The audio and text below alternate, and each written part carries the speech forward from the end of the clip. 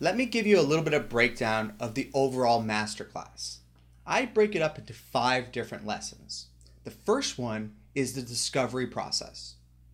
The discovery process is all about understanding your users and what they're doing on your site.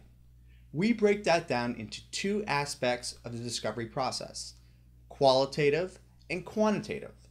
You can really understand a lot about your users by using different tools to find out why they may not convert or how they're actually going through your website in general.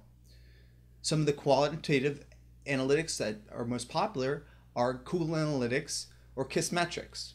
You can also use Mixpanel or GetClicky. There's many different ways to find out what analytics are important to you. But once you have an ideal customer, then you can define what goals that you want to track as your conversions. Conversion optimization doesn't only take into account that overall total sale. You also want to take into account many different micro conversions. Take, for instance, an e-commerce site. In between the landing page or the home page or the product page and the final checkout, there's many different micro conversions. For instance, on your home page, you want to get people to a product page. From the product page, you want to get people to the shopping cart page. And then from the shopping cart page, you want to get people to the checkout. So each of those different steps is actually a different micro conversion. Now, if you do e-commerce and you're tracking this in a certain way, I would love to know what you're doing so we can customize these courses to you. In the qualitative aspect, we can also understand exactly where people are clicking on or how far they're scrolling down your page. As you build this data and understand more about the user's intent on the page, using stuff like heat maps from Crazy Egg, you can then use that heat map data to understand where they're clicking and then improve your conversions and your clicks to get them from page to page. It's very helpful to understand exactly how far people are actually scrolling down the page and what particular items, buttons, or headlines are the most important.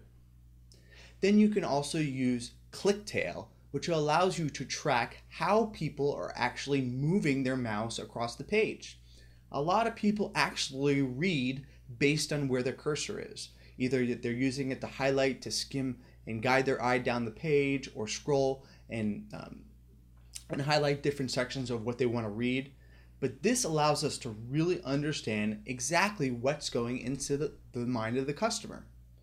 We can also hire companies like usertesting.com, where they hire individual people to actually go through your site based on certain actions that you want to give them. We then get feedback from people going through your site and get what their first impressions are.